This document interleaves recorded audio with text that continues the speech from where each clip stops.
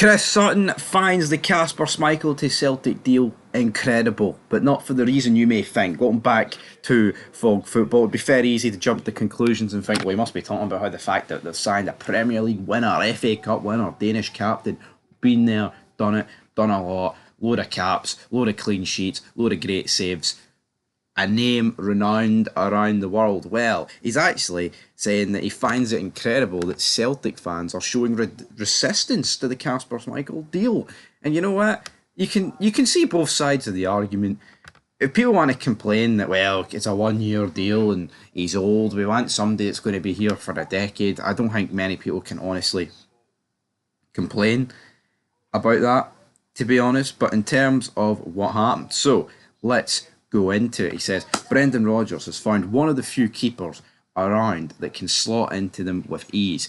Hart has experience, stature, presence at the back for the club, and that is exactly what Kasper Schmeichel will bring as well. I find it quite incredible that there's been some resistance to that signing. Listen, you always want the perfect fit. In an ideal world, you'll go out and sign some 28-year-old international who is yet to hit his peak, a guy with Champions League experience who could make the club a lot of money down the line. But in the real world, those players are extremely hard to find and even harder to afford. There are teams paying tens of millions for those kind of keepers. Celtic are not going to do that. End of quote. Right. They were linked with the Fenerbahce Croatian goalkeeper who pretty much ticked every single box there. Champions League experience, European experience, international experience, late 20s, played a lot of football. Didn't cost that much. Like, I get it. The whole rumour was that Celtic bid, and then the Turkish media guy came out and was like, there's been no such thing as a bid, and then Celtic's arse collapsed and it didn't go anywhere. If Celtic were willing to spend some of this war chest, and Sutton's talking about tens of millions, it looked around 7-8 million when I got that guy in.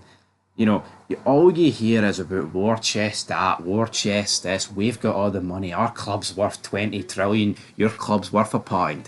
That's all we hear. But the reality is Celtic are doing the exact same bargain basement in the bottom of the blockbuster pile, shitey, straight to DVD signings that Rangers are making. And before anyone goes, well, hold on here, Kasper Schmeichel is Premier League winner. Yeah, he is. But you know what? He's on a free. It's the same when Rangers signed Butland, alright?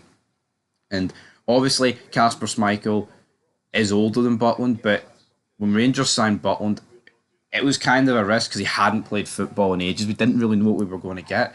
Obviously, Schmeichel right now, compared to Butland last year at the start, it seems like a safer option, despite, being a lot older. But the reality is, this league has got no money. And even when you have money, teams don't seem to spend the money. So we can talk about war chests, but the reality is, the Glasgow Fish Bowl, there's not much fish food getting into it. It's scraps, and that's exactly what's happening here.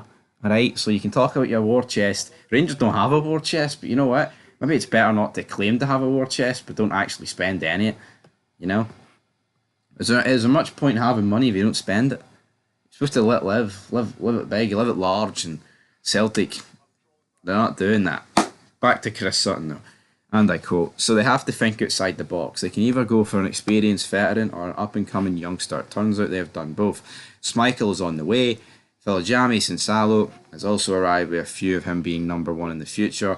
There's a succession plan in place. I've been mildly critical of the lack of signings so far this summer, but you have to say two keepers coming in looks like smart business. Schmeichel looks like the main man. There's now in the future with Sinsalo, who's come in as a prospect with a lot of potential. I've got no doubt Schmeichel will be a success. I watched him at the Euros, and he was excellent. End of quote. But, Schmeichel will be good, right? The problem is it might just be for a year. This Sinsalo guy looks sometimes horrific.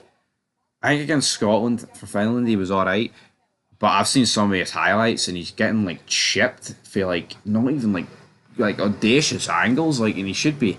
It's like his position is just completely off for some shots. So maybe it'll work out for him, maybe it won't. But yeah, I think it's weird that two of Celtic's, the first two signings for Celtic have both been goalkeepers, but is what it is. He says people will point to his age and the fact he's actually older than Hart. It's just called time on his career, but age is just a number, especially when it comes to shot stoppers. I agree. I agree. Anyway, guys, that is it. That is where we're going to leave this video. Chris Sutton, he thinks it's incredible, the backlash that Kasper Schmeichel's getting. What do you think, though? Do you think I'm right about the whole penny pinching? Doesn't matter if you've got the money or don't have the money. You're all signing the same shitey players. It's all about who gets the correct deal. You know, see with Celtic signing like Kyogo, Hatate, and Matt O'Reilly, and like Maida, it was all done for Diddy prices that Rangers could have done. So this the fact of the matter is this: Celtic were smarter. Celtic were better in the market. Rangers have splashed cash on fucking jobbers. Till next time, peace.